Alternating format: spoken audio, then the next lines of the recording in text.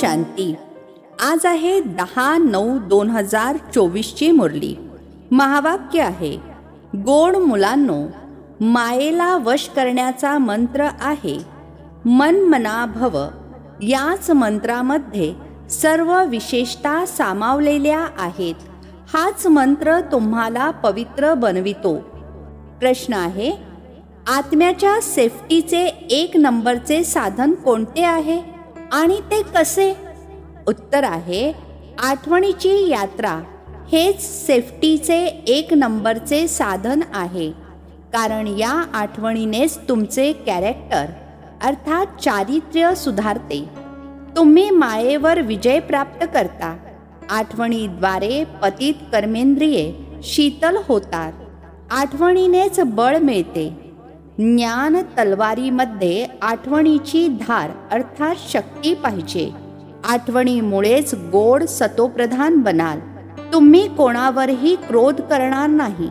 त्यामुळे आठवणीच्या यात्रेमध्ये कमजोर बनायचे नाही. आपणच आपल्याला विचारायचे आहे की मी किती वेळ आठवणीमध्ये राहतो. ओम शांती. गोड गोड रुहानी मुलांना दररोज इशारा जरूर द्यावा लागतो. कोणता इशारा? सेफ्टी फर्स्ट अर्थात आधी सुरक्षितता. सेफ्टी कोणती आहे? आठवणीच्या यात्रेमुळे तुम्ही खूप खूप सुरक्षित राहता. मुलांसाठी हीच मुख्य गोष्ट आहे. बाबांनी समजावून सांगितले आहे, तुम्ही मुले जितके आठवणीच्या यात्रेमध्ये तत्पर राहाल तितकी खुशी देखील राहील आणि संस्कार देखील ठीक होतील. कारण पावन देखील बनायचे आहे. कॅरेक्टर्स अर्थात चारित्र्य देखील सुधारायचे आहे.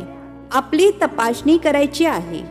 माझा स्वभाव कोणाला दुःख देण्यासारखा तर नाही ना? मला कोणता देह अभिमान तर येत नाही ना? हे बारकाईने स्वतःला तपासायचे आहे. बाबा बसून मुलांना शिकवतात. तुम्ही मुले शिकता देखील आणि शिकवता देखील. बेहदचे बाबा फक्त शिकवतात.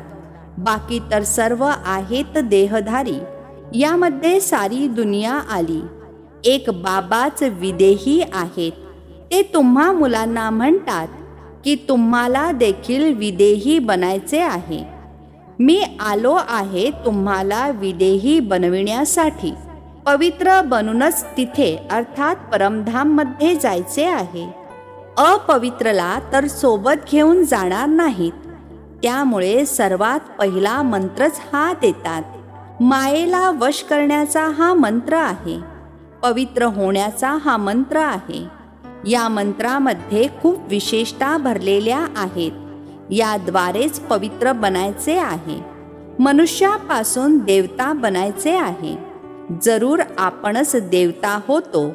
म्हणूनच बाबा म्हणतात, स्वतःची सेफ्टी पाहिजे असेल, मजबूत महावीर बनायचे असेल तर हा पुरुषार्थ करा. बाबा तर शिकवण देत राहणार. भले मग ड्रामा देखील म्हणत राहतील. ड्रामा अनुसार सर्व काही एकदम योग्यच चाललेले आहे आणि भविष्यासाठी देखील समजावून सांगत राहतील. आठवणीच्या यात्रेमध्ये कमजोर बनायचे नाही. बाहेर राहणाऱ्या बंधनात असलेल्या गोपिका जितकी आठवण करतात तितके जवळ समोर राहणारे देखील आठवण करत नाहीत. कारण त्यांची शिवबाबांना भेटण्यासाठी तडफड चालू असते. जे भेटतात त्यांचे तर जसे काही पोटच भरून जाते. जे खूप आठवण करतात ते उच्च पद मिळवू शकतात असे दिसून येते की चांगले चांगले मोठमोठी सेंटर्स सांभाळणारे प्रमुख देखील आठवणीच्या यात्रेमध्ये कमजोर आहेत. आठवणीची धार अर्थात शक्ती खूप चांगली पाहिजे. ज्ञान तलवारीमध्ये आठवणीची धार नसल्या कारणाने कोणाला तीरच लागत नाही. पूर्णतः मरत नाहीत. मुले प्रयत्न करतात ज्ञानाचा बाण मारून बाबांचे बनवावे किंवा मर्जीवा बनवावे, परंतु मरत नाहीत. तर जरूर ज्ञान तलवारीमध्ये गडबड आहे. बाबा भले जाणतात ड्रामा एकदम ॲक्युरेट चालू आहे. परंतु भविष्यासाठी तर समजावून सांगत राहतील ना. प्रत्येकाने आपल्या मनाला विचारा की मी कितपत आठवण करतो. आठवणीनेच बळ मिळेल. म्हणून असे म्हटले जाते, ज्ञान तलवारीमध्ये धार अर्थात शक्ती पाहिजे. ज्ञान तर खूप सोप्या पद्धतीने समजावून सांगू शकता. जितके जितके आठवणीमध्ये राहाल तितके अतिशय मधुर बनत जाल. तुम्ही सतोप्रधान होता तेव्हा अतिशय मधुर होता. आता पुन्हा सतोप्रधान बनायचे आहे. तुमचा स्वभाव देखील अतिशय गोड पाहिजे. कधीही क्रोध करता कामा नये. असे वातावरण नसावे ज्यामुळे कोणी क्रोधित होईल. असा प्रयत्न केला पाहिजे. कारण हे ईश्वरीय कॉलेज स्थापन करण्याची सेवा खूप श्रेष्ठ आहे. भारतामध्ये विश्वविद्यालयाचे तर खूप गायन आहे. खरे तर ती अर्थात दुनियेतील काही विश्वविद्यालये नाही आहेत. विश्वविद्यालय तर एकच असते. बाबा येऊन सर्वांना मुक्ती जीवनमुक्ती देतात. बाबा जाणतात सर्व दुनियेमध्ये जे काही मनुष्य मात्र आहेत सर्व खलास होणार आहेत. बाबांना बोलवले देखील यासाठी आहे की घाणेरड्या अर्थात अपवित्र दुनियेचा विनाश आणि नवीन दुनियेची स्थापना करा. मुले देखील समजतात खरोखर बाबा आलेले आहेत. आता मायेचा भपका केवढा आहे. फॉल ऑफ पॉम्पियाचा खेळ देखील दाखवतात. मोठमोठे बंगले इत्यादी बनवत आहेत. हा आहे भपका. सतयुगामध्ये इतक्या मजल्यांची घरे बनत नाहीत. इथे बनतात कारण राहण्यासाठी जमीन कमी पडते. विनाश जेव्हा होतो तेव्हा सर्व मोठमोठ्या बिल्डिंग देखील कोसळतात. आधी इतक्या मोठ्या मोठ्या बिल्डिंग बनत नव्हत्या. बॉम्ब्स जेव्हा टाकतील तेव्हा या बिल्डिंगा अशा काही कोसळतील जसे की पत्त्यांचे घर कोसळते. याचा अर्थ असा नाही की तेच मरतील बाकीचे वाचतील. नाही. जो जिथे असेल मग तो समुद्रावर असेल, पृथ्वीवर असेल, आकाशामध्ये असेल, डोंगरांवर असेल, नाही तर उडत असेल, सगळेच खलास होणार. ही जुनी दुनिया आहे ना. ज्या काही 84 लाख योनी आहेत त्या सर्व खलास होणार आहेत. तिथे नवीन दुनियेमध्ये हे काहीही असणार नाही. ना इतके मनुष्य असणार, ना मच्छर, ना जीवजंतू इत्यादी असणार. इथे तर प्रचंड प्रमाणात आहेत. आता तुम्ही मुले देखील देवता बनत आहात तर तिथे प्रत्येक वस्तू सतोप्रधान असते. इथे देखील श्रीमंत व्यक्तीच्या घरी जाल तर खूप स्वच्छता इत्यादी असते. तुम्ही तर सर्वात मोठे देवता बनत आहात. तुम्हाला मोठी व्यक्ती देखील म्हणणार नाही. तुम्ही खूप उच्च देवता बनता. ती काही नवीन गोष्ट नाहीये. 5000 वर्षांपूर्वी देखील तुम्ही नंबरवार बनला होता. हा इतका कचरा वगैरे तिथे काहीही नसणार. मुलांना अतिशय आनंद होतो. आम्ही खूप उच्च देवता बनतो. आम्हाला शिकविणारे एक बाबाच आहेत जे आम्हाला खूप श्रेष्ठ बनवतात. शिक्षणामध्ये नेहमी नंबरवार पोझिशनवाले असतात. कोणी कमी शिकतात, कोणी जास्त शिकतात. आता मुले पुरुषार्थ करत आहेत. मोठमोठी सेंटर्स उघडत आहेत अशासाठी की मोठ्या मोठ्यांना माहिती व्हावी. भारताच्या प्राचीन राजयोगाचे देखील गायन आहे. खास परदेशी लोकांना राजयोग शिकण्याची जास्त उत्सुकता असते. भारतवासी तर तमोप्रधान बुद्धी आहेत. ते अर्थात विदेशी तरीही तमोबुद्धी आहेत. म्हणून त्यांना आवड असते भारताचा प्राचीन राजयोग शिकण्याची. भारताचा प्राचीन राजयोग प्रसिद्ध आहे ज्याद्वारेच भारत स्वर्ग बनला होता. फार थोडे येतात ज्यांना पूर्णपणे समजते. स्वर्ग हेवन होऊन गेला, तो पुन्हा होणार जरूर. हेवन अथवा पॅराडाईज आहे सर्वात वंडर ऑफ वर्ल्ड. स्वर्गाचे नाव किती प्रसिद्ध आहे. स्वर्ग आणि नरक, शिवालय आणि वेश्यालय. मुलांना आता नंबरवार आठवण आहे. की आपल्याला आता शिवालयामध्ये जायचे आहे. तिथे जाण्यासाठी शिवबाबांची आठवण करायची आहे. सर्वांना घेऊन जाणारे तेच पंडा अर्थात मार्गदर्शक आहेत. भक्तीला म्हटले जाते रात्र, ज्ञानाला म्हटले जाते दिवस. ही बेहदची गोष्ट आहे. नवीन वस्तू आणि जुन्या वस्तूमध्ये खूप फरक असतो. आता मुलांना वाटते इतके सर्वश्रेष्ठ शिक्षण चांगल्या भारदस्त इमारतीमध्ये आपण शिकवले तर मोठमोठ्या व्यक्ती येतील. प्रत्येकाला स्वतंत्रपणे बसून समजावून सांगावे लागते. वास्तविक अभ्यासासाठी अथवा शिक्षणासाठी असणारे स्थान एकांतामध्ये असते. ब्रह्मज्ञानींचे आश्रम देखील शहराच्या बाहेर दूर असतात आणि ते खाली जमिनीवरच कुटिया बनवून राहतात. शहरातल्यासारखे इतक्या वरच्या मजल्यावर राहत नाही. आता तर तमोप्रधान झाल्यामुळे शहरांमध्ये घुसले आहेत. ती ताकद संपली आहे. यावेळी सर्वांची बॅटरी रिकामी झाली आहे. आता बॅटरीला कसे भरायचे आहे? ही बॅटरी बाबांशिवाय इतर कोणीही चार्ज करू शकणार नाही. मुलांना बॅटरी चार्ज केल्यानेच ताकद येते. त्यासाठी मुख्य आहे आठवण.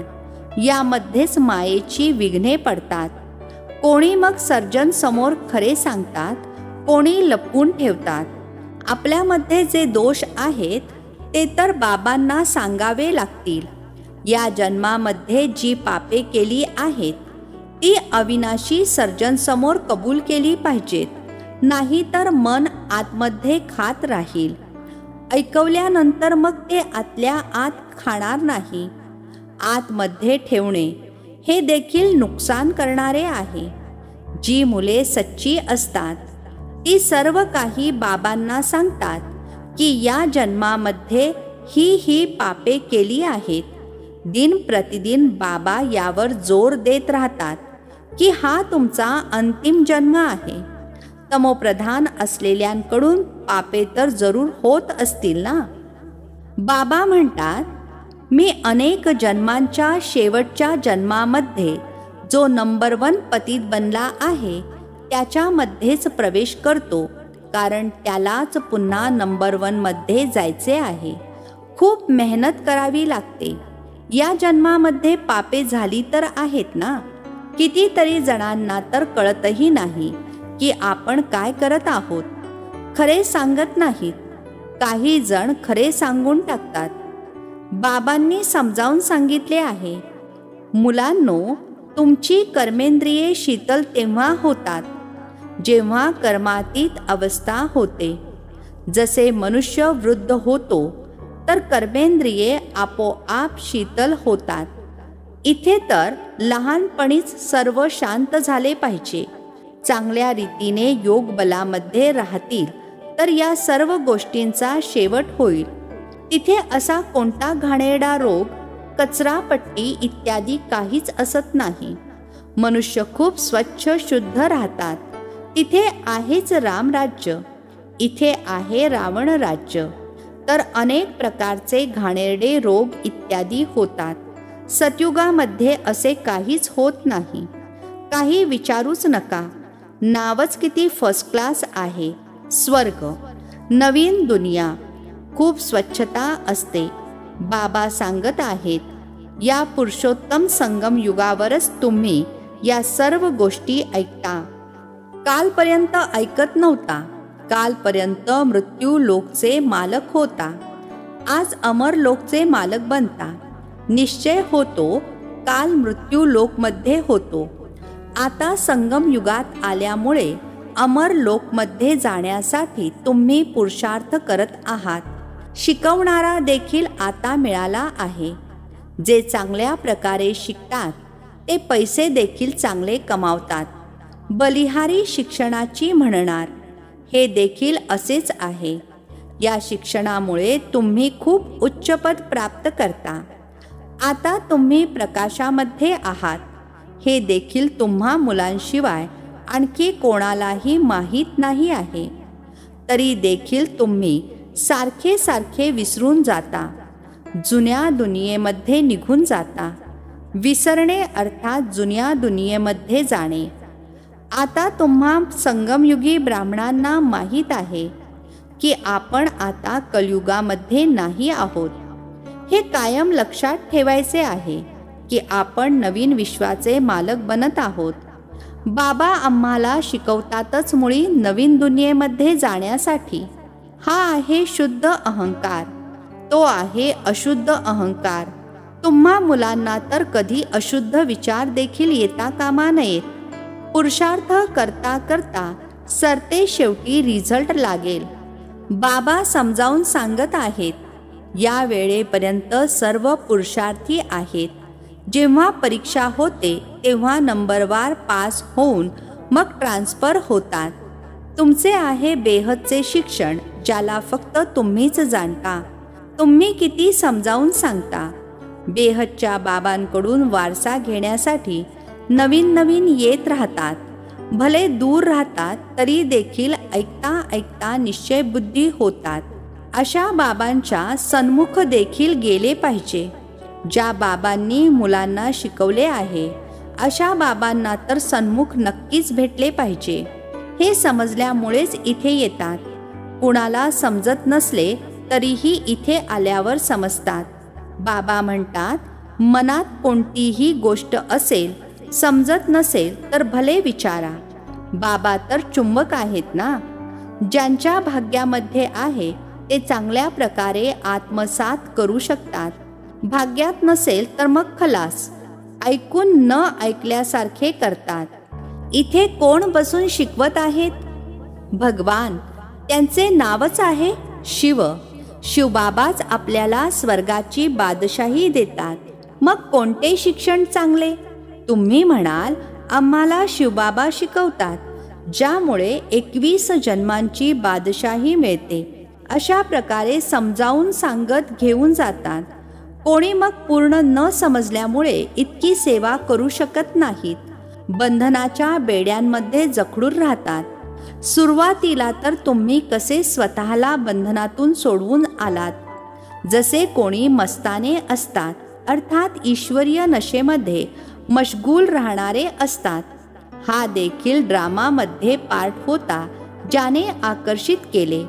ड्रामामध्ये भट्टी बनणार होती. जिवंतपणी मेले, परंतु मग काही जण परत मायेकडे निघून गेले. युद्ध तर होते ना. माया बघते, याने खूप हिंमत दाखवली आहे. आता मी सुद्धा ठोकून बघते की हा पक्का आहे का नाही. मुलांना किती सांभाळले जात होते.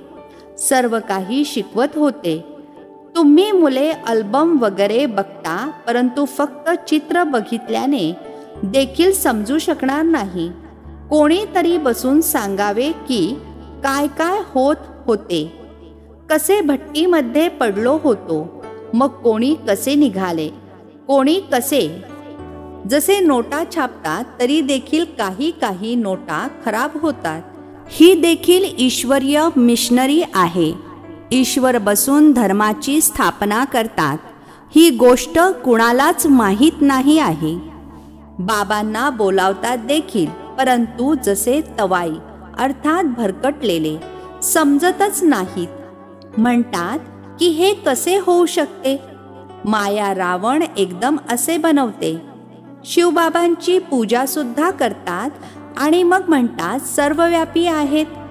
शिवबाबा म्हणतात, मग सर्वव्यापी कसे असतील.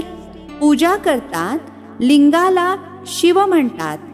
असे थोडेच म्हणतात की यामध्ये शिव बसले आहेत. आता भगवंताला दगडधोंड्यांमध्ये म्हणणे म्हणजे मग सर्व भगवानच भगवान आहेत काय. भगवान अनलिमिटेड तर असणार नाहीत ना. तर बाबा मुलांना समजावून सांगतात. कल्पापूर्वी देखील असे समजावून सांगितले होते. अच्छा. गोड गोड खूप खूप वर्षांनंतर भेटलेल्या मुलांप्रती मात पिता बापदादांची प्रेमपूर्वक आठवण आणि सुप्रभात. आत्मिक पित्याचा आत्मिक मुलांना नमस्ते. आम्हा आत्मिक मुलांचा आत्मिक पित्याला नमस्ते. धारणेसाठी मुख्य सारांश. पहिला पॉइंट आहे, असे मधुर वातावरण बनवायचे आहे ज्यामध्ये कोणीही क्रोध करणार नाही. बाप समान विदेही बनण्याचा पुरुषार्थ करायचा आहे. आठवणीच्या बळाने आपला स्वभाव गोड आणि कर्मेंद्रिये शीतल करायची आहेत. दुसरा पॉइंट आहे, सदैव याच नशेमध्ये राहायचे आहे की आता आपण संगमयुगी आहोत, कलियुगी नाही. बाबा आम्हाला नवीन विश्वाचा मालक बनविण्यासाठी शिकवत आहेत.